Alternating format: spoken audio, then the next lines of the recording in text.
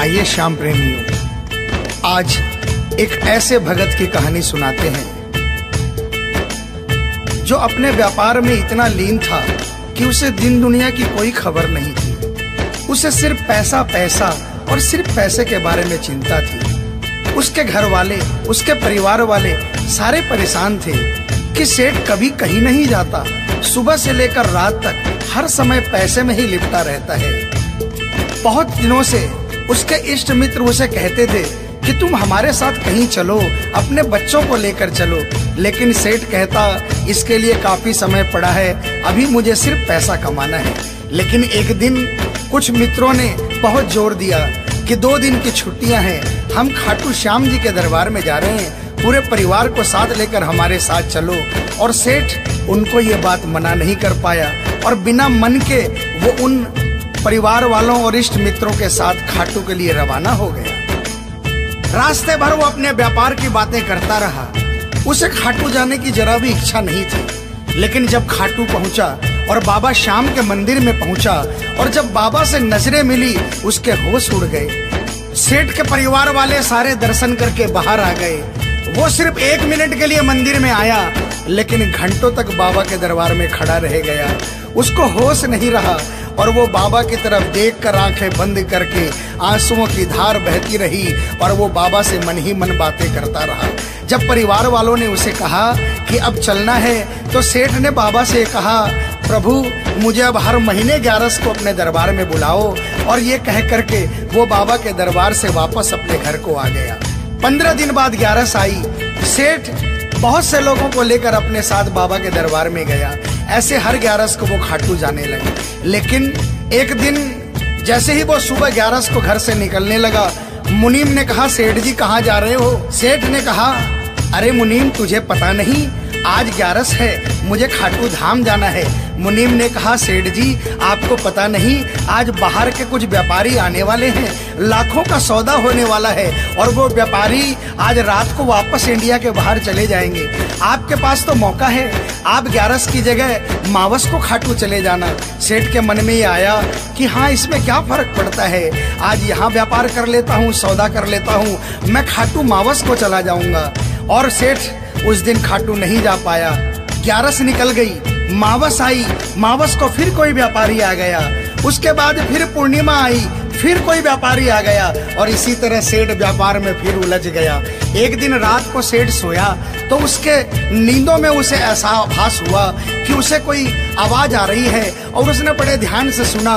उसे लगा खाटू वाले श्याम बाबा उसे कह रहे हैं, वाह रे सेठ, मैंने तो सोचा था कि मेरे दरबार में कोई बहुत बड़ा भूला भटका भगत आया है, लेकिन मुझे क्या पता था कि कोई भगत नहीं, एक सौदागर आया है और मुझसे सौदा करके चला गया। आज तू अपने घर में, अपने व्यापार में खूब खुश है, तू वहीं पर खुश रहे। और ऐसा कहकर वो आवाज बंद हो गई। सेठ की आंखें खुली, उसके मन में ग्लानि हो गई। उसने सोचा कि मैं आज ही खाटू धाम जाऊंगा और वो जैसे ही खाटू के लिए निकला, रास्ते में एक्सीडेंट हो गया। सेठ की दोनों टांगे रह गई। अब सेठ अपने पैरों पर खड़ा नहीं हो पाया और उसके मन की मन में ही रह गई। सेठ बहुत तड़पता रहा। एक दिन सेठ अपने घर के दरवाजे पर बैठा, आंसू बहा रहा कि मेरा बुलावा क्यों नहीं आ रहा, मैंने इतनी बड़ी गलती करी, मुझे बाबा के दरबार से इतनी दूरी क्यों हो गई। इतने में उसके घर के सामने से एक डाकिया निकला। सेठ ने डाकिया को आवाज लगाई और कहा, ए डाकिया, तुम तो कलकत्ता, दिल्ली, बम्बई भक्तों का संदेशा लेकर जाते हो, लोगों के चिट्ठियां पहुंचाते हो। आज मेरी एक चिट्ठी, मेरा एक संदेशा मेरे खाटू वाले श्याम बाबा के दरबार में क्या पहुंचा दोगे? डाकिया ने कहा, सेठ मैं तो आजकल खाली रहता हूँ, जब से इंटरनेट का जमाना आया है लोग ईमेल पर ही चैटिंग कर लेते हैं, बताओ तुम्हारा क्या संदेशा है और कहाँ पहुँचाना है। और ऐसे डाकिया ने सेठ से कहा और सेठ ने डाकिया से कहा।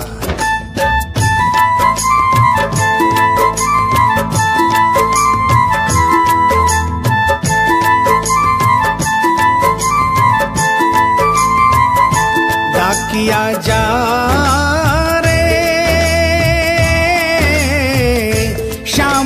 संदेशो दीजे, शाम न जाए तो कह दीजे, भगत थार दर्शन न तरसे। डाकी डाकिया जा रे।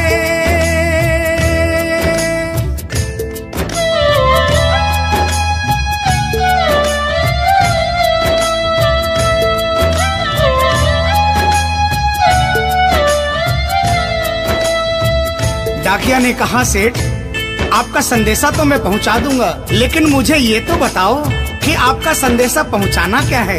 जहां मुझे संदेशा पहुंचाना है वहां का ठिकाना क्या है। और डाकिया ने कहा,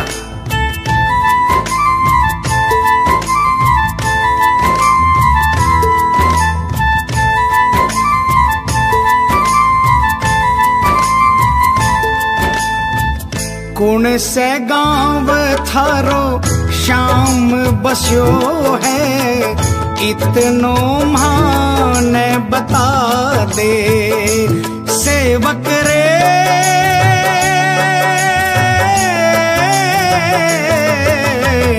घर तेरे पास है कोई निशानी, माने तू दिखला दे। कैया जानूंगा पहचान, मैं हूँ छोरो अनजान। कैया जानूंगा पहचान, मैं हूँ छोरो अनजान। कैया शाम शु होसी मिलन, डाकिया जा रे।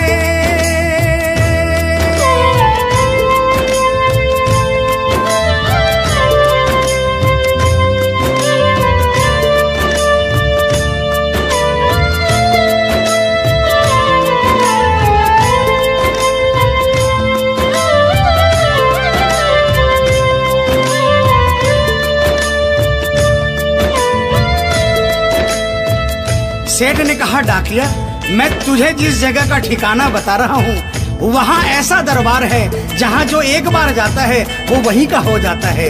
उस दरबार की खासियत है जो वहाँ पर पहली बार जाता है उसके काम बन जाते हैं। सुन वहाँ का ठिकाना क्या है।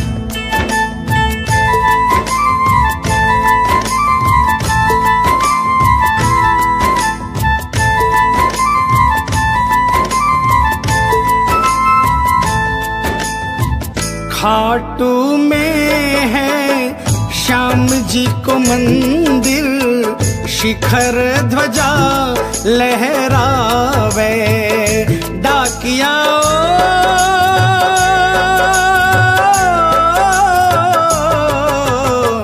जोड़ी पर हनुमान बिराजे, सेवक चंवर ढुलावे। बाके नौबत बाजे द्वार, गूंजे हरदम जय जयकार। बाके नौबत बाजे द्वार, गूंजे हरदम जय जयकार। सज धज बैठो है श्याम सजन, डाकिया जा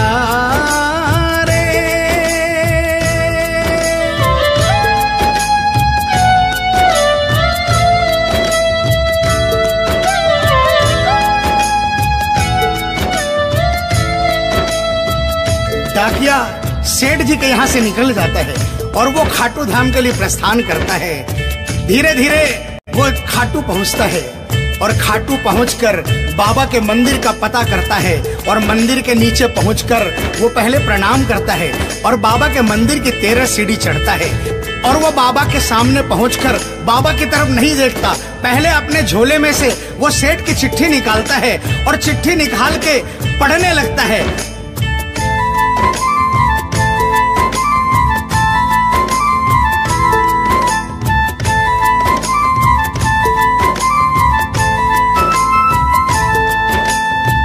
पहुँच गयो दरबार श्याम के, बोलन लाग्यो संदेशो।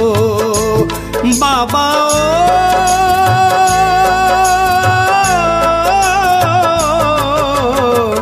बन बैठो कद श्याम दीवानो, कुछ ना रयो अंदेशो। आखड़ ल्यासू बरसी धार, जैया सावन की फुहार।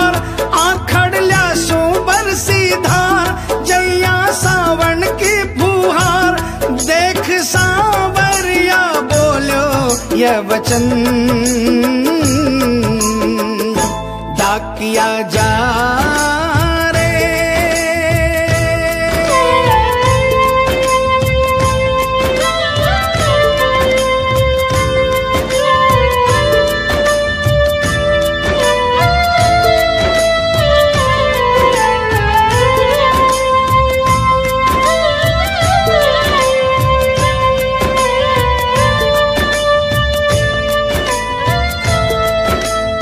जो ही डाकिया ने सांवरे सेठ की तरफ देखा, उसके होश उड़ गए, उसकी आंखें बंद हो गई, आंखों से आंसुओं की अविरल धारा बहने लगी। उसको ऐसा महसूस हुआ सपने में जैसे कि कोई श्याम प्रभु सिंहासन से उतर कर आ गए। उसे अपने गले से लगा लिया और डाकिया से कहा, कैसे हो डाकिया? डाकिया प्रभु के चरणों में गिर गया, कहा, प्रभु आज मैं धन्य हो गया, इतने वर्षों तक आपके दरबार नहीं पहुंचा, आज सेठ जी के कारण मैं आपके दरबार में पहुंच गया। अब मुझ पर इतनी कृपा कर दो, मुझे अपनी शरण में रख लो। लेकिन बाबा ने कहा, नहीं बेटा, मैं तुझे अपनी शरण में रखूंगा, लेकिन अभी तुझे मेरा एक छोटा सा काम करना है। जिस सेठ ने तुझे ये संदेशा देकर भेजा है, अगर उसके पास मेरा जवाब नहीं गया तो वहां जीते जी मर जाएगा। तू मेरा एक छोटा सा काम कर दे, वापसी संदेशा तू उस सेठ को जाकर दे दे। और बाबा ने कहा,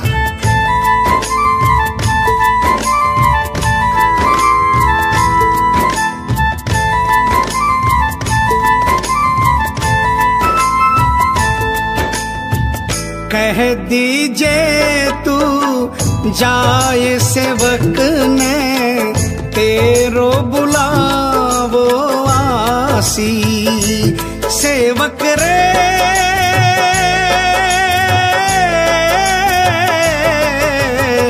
सबकी आस पुराऊं तो तू कैया रह पासी। तेरी सारी जानू बात पूरी करशू मन की आस, तेरी सारी जानू बात पूरी करशू मन की आस। पर बढ़ा मेरे कानी कदम डाकिया जा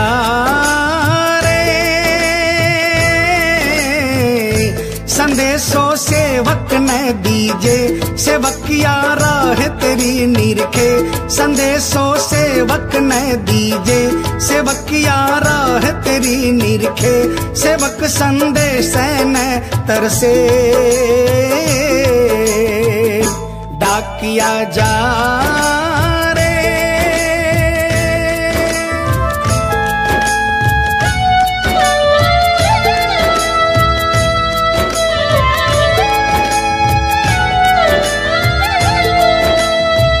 डाकिया श्याम प्रभु के चरणों में प्रणाम करके वापस निकलता है और वो आधी रात को ही सेठ के शहर में आ जाता है। अब डाकिया को इतनी जल्दी थी कि उसने आधी रात नहीं देखी और उसने जाकर सेठ के दरवाजे की घंटी बजा दी। उस दिन सेठ के घर में कोई नहीं था, सेठ अकेला अपने बिस्तर पर पड़ा था। जैसे ही घंटी की आवाज आई उसको लगा कि बाबा का संदेशा आ गया, लेकिन सेठ मजबूर था, वो उठना चाहा लेकिन उठ नहीं पा रहा था। लेकिन अचानक उसने जोरदार जयकार लगाई, हारे के सहारे की। और जैसे ही आवाज आई सेठ के घर में करिश्मा हो गया। सेठ अपने पांव पर खड़ा हो गया, दौड़ कर गया और उसने जाकर दरवाजा खोला। सामने देखा डाकिया खड़ा है। सेठ डाकिया के चरणों में गिर गया और कहने लगा, डाकिया जल्दी बताओ मेरे बाबा ने क्या संदेशा भिजवाया है। और डाकिया ने चिट्ठी निकाली और बाबा के भगत की चिट्ठी का संदेशा निकालकर सेठ के हाथों में थमा दिया। सेठ ने जैसे ही चिट्ठी देखी वो झूम झूम कर नाच नाच कर गाने लगा,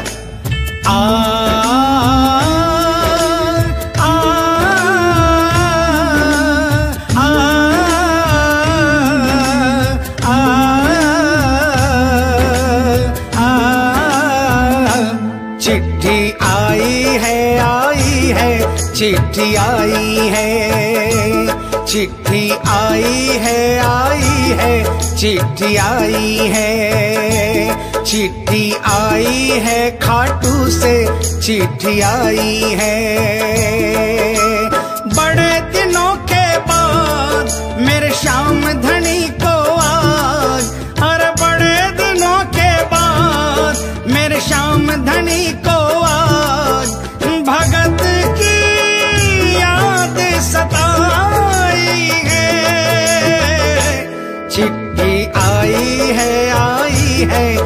चिट्ठी आई है, ओ चिट्ठी आई है, चिट्ठी आई है। सेठ ने वो चिट्ठी वापस डाकिये को थमा दी और कहा, डाकिया आप तो स्वयं बाबा से मिलकर आए हो, इसलिए बाबा का संदेशा अपने मुखारबिंद से मुझे सुनाओ।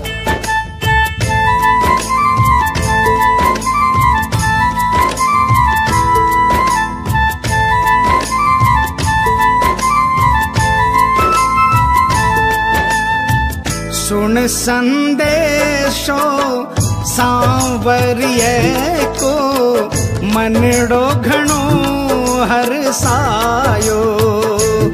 बाबा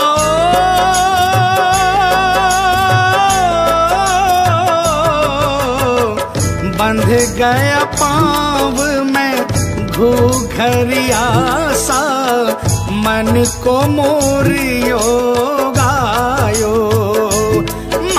श्याम बड़ो दिलदार, हो जाओ लेवन ने तैयार। मारो श्याम बड़ो दिलदार, हो जाओ लेवन ने तैयार। महिमा गावे है कमल किशन, क्या किया जा। आप सभी श्याम प्रेमियों से जो कभी खाटू नहीं गए, जिन्होंने बाबा का नाम सुना है और जिन्होंने नहीं सुना, उन सबसे निवेदन, जो कभी खाटू नहीं गए वो एक बार हमारे बाबा श्याम के दरबार में पहुंचिए। ये वो दरबार है जहां हारे हुए को जीत मिलती है, जहां लोग हार कर आते हैं लेकिन हार कर वापस नहीं जाते, जहां हर हारे का सहारा होता है। चाहे कैसा भी कोई क्यों ना आता हो, बाबा श्याम हर आने वाले को गले लगाता है, उसको काम पूर्ण करता है और उसे खुशहाल करके अपने घर को भेजता है। बोल खाटू नरेश की, बोल हारे के सहारे की।